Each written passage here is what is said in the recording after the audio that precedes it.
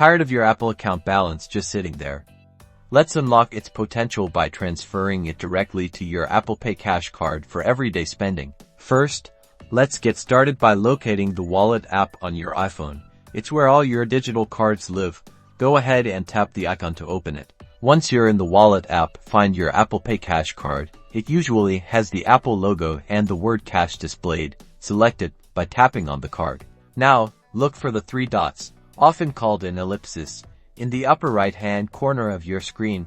These dots usually indicate a menu with more options. Tap on it. A menu will pop up. From the available options, find and tap on Add Money.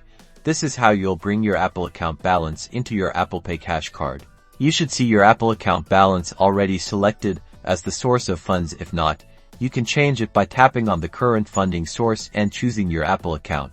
You may need to sign in with your Apple ID.